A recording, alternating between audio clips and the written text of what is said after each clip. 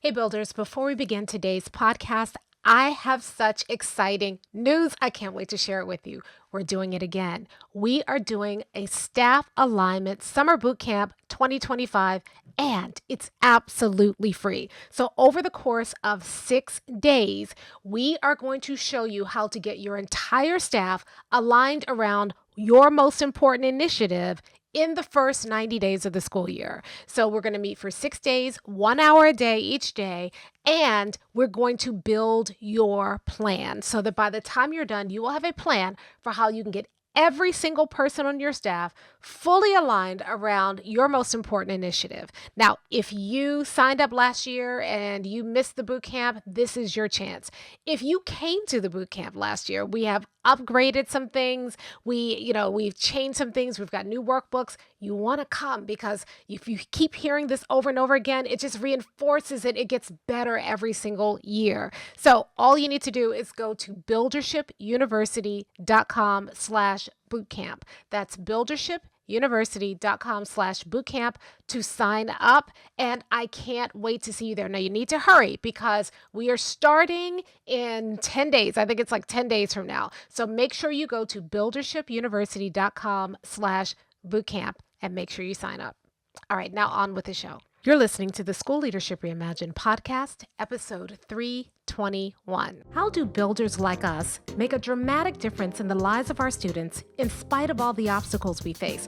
How do you keep your vision for your school from being held hostage by resistant teachers, uncooperative parents, ridiculous district policies, or a lack of time, money, or resources? If you're facing those challenges right now, here's where you'll find the answers, strategies, and actionable tips you need to overcome any obstacle you face.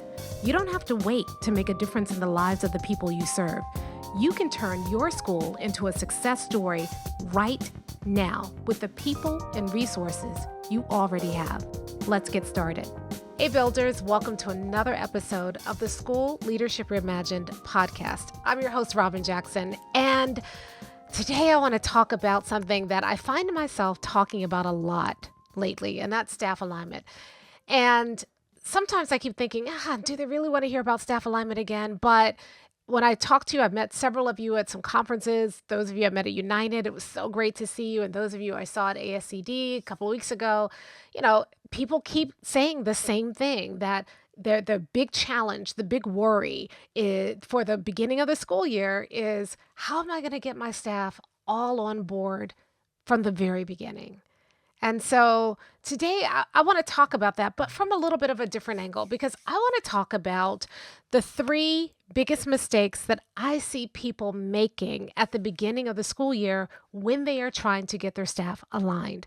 The beginning of the school year is one of those, I don't know, those magical times, right? Everybody's so excited. Everybody's coming back. You've got new staff. You've got new kids. The beginning of the school year feels like New Year. It's full of new opportunities. You've been working all summer trying to learn from the mistakes of last year and put something together because this year it's gonna be the year, right? You feel it. Every year we say the same thing. This year is going to be the year. And so we plan a beautiful back to school experience. We get the food trucks for the pre-service week, and we do, food truck rodeo where we, treat everybody to lunch and it feels like a party. We get the theme for the year and we work on it. And then we decorate the halls with our theme for the year. We get costumes for people. If our theme for the year is we are building something better, we buy everybody hard hats, right? And if our theme is every year is going to be, this year we're all superstars, and you create the red carpet in the front hallway, so when kids come back the first day of school, it's like they're walking the red carpet. So we spend all of our time doing those creative things. We've also spent the entire spring and summer thinking about our master schedule and going to conferences and reading books and, discovering new ideas and new ways of doing it. So maybe this year you're saying this is the year we're going to get PLCs right, or this is the year that PBIS is going to work, or we have revamped our discipline and attendance policy and we're going to make sure more kids are in class, or we're rolling out to new curricula and, we're going to really do something different. Maybe you're feeling a little bit anxious about this year because over the summer you looked at your test scores and they weren't great. Things went down. And so now you're looking at this year with this pressure on your back because you feel like you're in a hole and you've got to dig yourself out of the hole. Maybe you're stressed out because, school is a couple of days or weeks away and you don't have all of your staff yet. Maybe you feel like, you look up and you think, where did the summer go? 2 seconds ago I was saying goodbye to kids and now we're getting ready to welcome them back again. And so you're stressed out right now and your staff is picking up on that.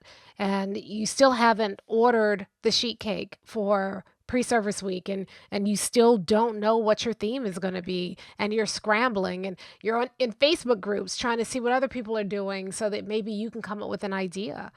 This is a weird time of the year. And one of the mistakes that I think happens this time of the year is that we put a lot of pressure on ourselves around pre-service week and around those first few weeks of back to school, and we judge our staff alignment based on those first couple of weeks.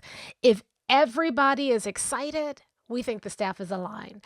If you have hiccups and bumps throughout the week, then we think, oh, then our staff is so divided and we're just going to have a tough year. We mistake excitement for alignment. We mistake frustration for misalignment. And whether you are whatever side of the spectrum you're on, we look at the emotions of the beginning of the year and we use that to determine whether or not our staff is aligned. Staff alignment is not an emotional decision. You see, if your staff alignment is depending on emotions, then your job is to keep everybody happy, because if you don't keep everybody happy, they're not aligned. But if staff alignment is built on what it should be built on, which is a solid intellectual agreement around what matters most and a commitment to pursue that no matter how we feel, then you don't have to worry about pre-service week. You don't have to worry about whether or not people are mad because you went to Kroger and got a chocolate cake and they wanted vanilla. You don't have to worry about the fact that the food truck showed up late and now everybody's hungry. You don't have to worry about any of that because the emotions don't impact the alignment. Excitement or the lack of excitement is very surface level, right? Alignment is what people do when nobody's watching.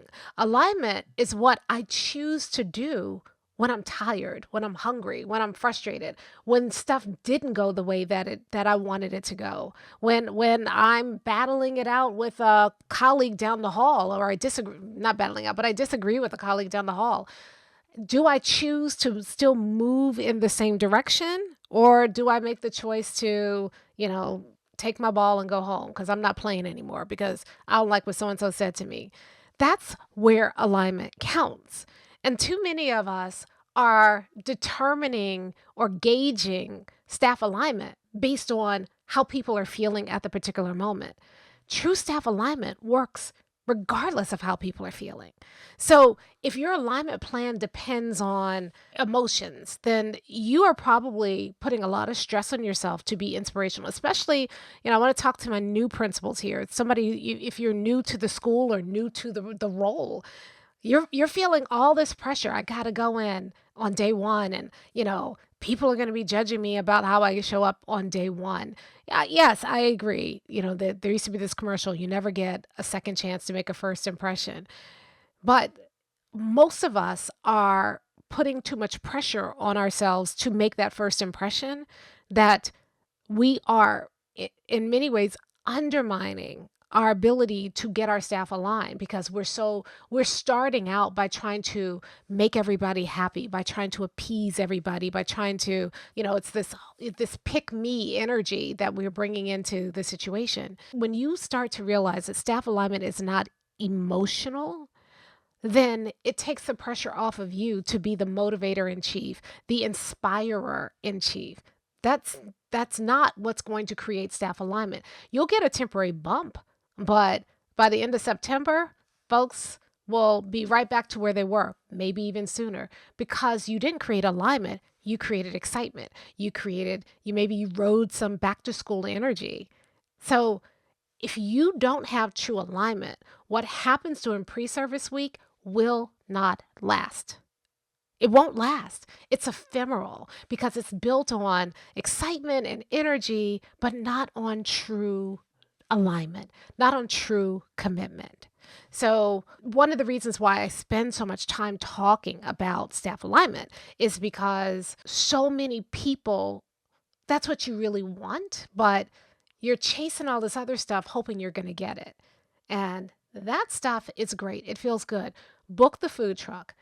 Order the sheet cake, get a good one. Plan the theme, decorate the halls. That's fun. But that's an enhancement of alignment. It is not true alignment. And that should take a lot of pressure off of you because you don't have to put all of your hopes and dreams on pre-service week. Alignment is going to last far beyond pre-service week, which means that you can relax, have a good time, let people spend more time in classrooms and stop thinking that you have to say everything that is important to say during pre-service week because you'll never get your teachers again. It doesn't work that way when you have true alignment. That means that during pre-service week, you're not shoving all of this information down teachers' throats because that's your only shot. Instead, you can give them the most important information and know that the conversation will keep going and people will be meaningfully engaged in that conversation pre-service week, after pre-service week, in October, in November, in February, throughout the year. So that's mistake number one. Okay, so mistake number two is that a lot of you feel like in order to create staff alignment, you have to be charismatic. You have to, we all saw the teacher movies, right? Where, there's that speech at the beginning of the school year that the principal makes to the staff, and it rallies the staff to this year we are going to do something different, and everybody's excited. And so a lot of you right now are kind of worried about the beginning of the school year because you're not that person. You're not super charismatic in that way. They're not sending a movie crew out to film you. Others of you who maybe do have that charisma and that ability to get up front and do the great speeches, you're so focused on the speech and the charisma that you think that that's what's going to carry your staff through. Let me tell you something. Whether you do the beautiful, shiny speech or you don't, whether you are charismatic or kind of quiet, whether you have this outgoing personality that makes people want to follow you, or you have more of a steady personality that maybe you don't stand out in a crowd, but you're just steady and persistent, doesn't matter. Nobody cares because those speeches wear off. Those grand gestures, those things you do to get people fired up wear off because, again, they're about emotion. Now, I love emotion. It's great. I was a former English teacher. I believe in ethos, logos, and pathos. I think you need all of them. But so many of us are over-relying on the pathos part and not on the other parts. We're so busy over-relying on emotions, trying to get people fired up. Because it is a make or break situation. We feel like if we don't get them fired up at the beginning of the school year, that chance is gone. Well, that's not what creates true alignment, right? You could spend hours crafting the perfect message, and I think you should. I think you should be intentional and thoughtful about the message you send. But if your message is designed to get people fired up versus really designed to get people reinvested and your 100% vision, you're working on the wrong thing. If your message is more about trying to set the tone through energy and charisma and clever PD things that you're doing versus setting the tone by re-anchoring in your mission and your core values, you're wasting your time. Now, hopefully, this is providing some relief for you because it takes the pressure off. You are not the one who's holding everything together. And I think a lot of us, we feel like that, that we feel like if we don't hold it all together, then it won't be together. That's the number one sign that you don't have staff alignment.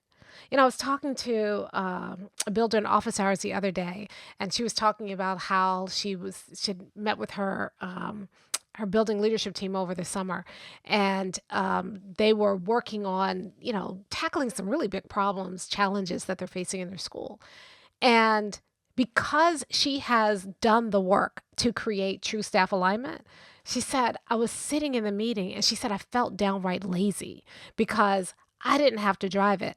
They broke off into groups. Each group focused on tackling a specific challenge, and they came up with a plan and they're going to execute the plan. And she said, I just sat there and I was supporting and providing, input when needed, but they were doing the work. That is staff alignment. So if you're feeling pressure right now that you have to be the one that's going to hold it together, that's going to bring it home, that's going to get everybody inspired and motivated. And so you're working on your speech and you're lamenting the fact that you're not the movie star version of what a principal should be, or you're feeling like I've tried to get them rallied in the past, and there's always those people in the back who make fun of me, or who shoot me down, or I try to bring the inner, all the things that you've tried to do in the past that have failed, and all of that's weighing on you and putting pressure on you. You just need to stop, because the very fact that you are feeling that pressure tells you that you don't have staff alignment. Now, the people who do have staff alignment, they're relaxing. Yes, they may still do a speech, but the speech is not the thing on which everything depends. They're doing a speech that reminds people about the vision that they committed to. They're doing a speech that continues to share where you're heading together. The speech is not designed to rally people. It's designed to remind them. Maybe they are still doing, some things at the beginning of the year to help people remember the mission and the core values, but they're not trying to reignite people's excitement. They're not trying to motivate people. People come back already motivated when you have true staff alignment. Now, here's a third mistake.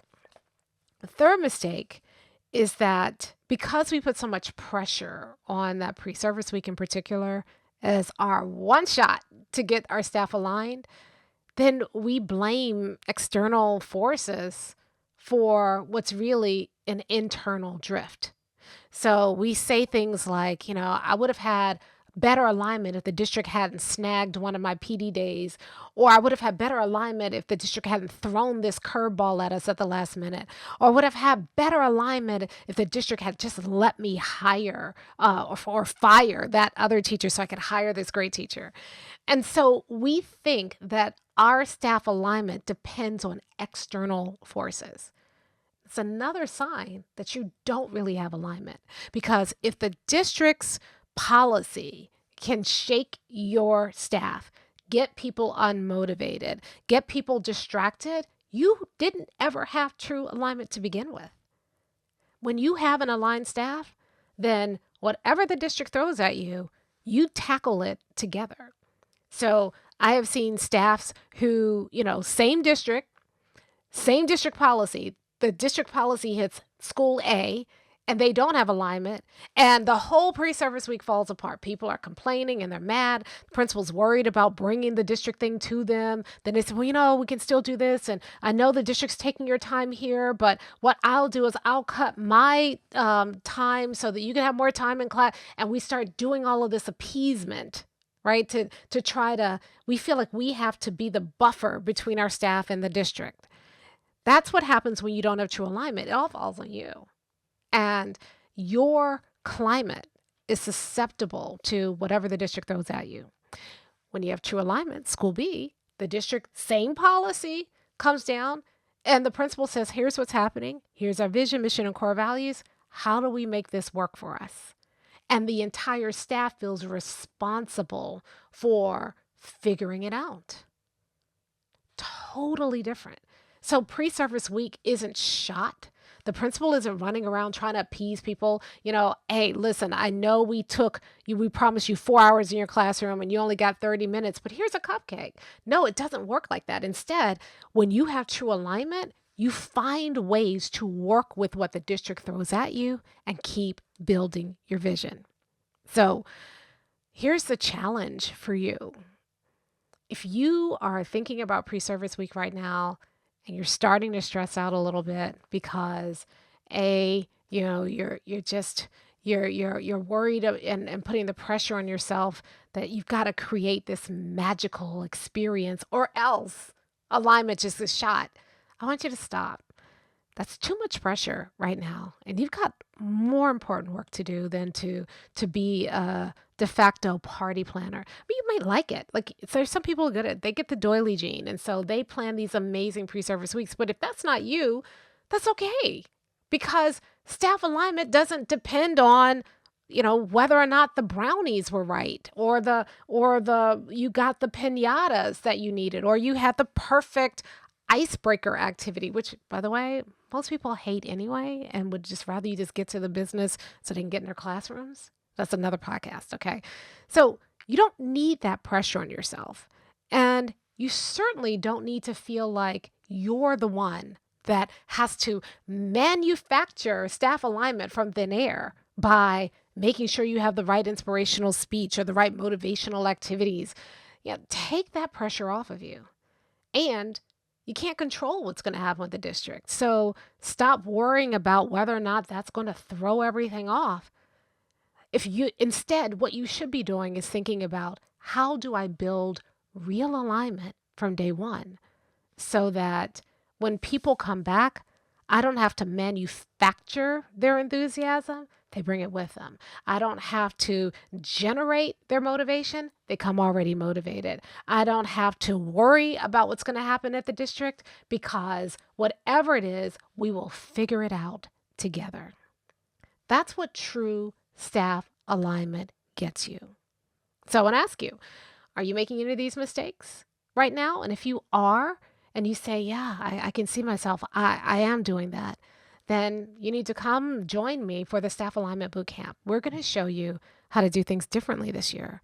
We're going to show you how you can get people on board and build an amazing back-to-school experience for people and keep it going when pre-service week or pre-service 2 days, which is what most of us are getting these days, whatever that pre-service time is, when that's over, this stuff lasts.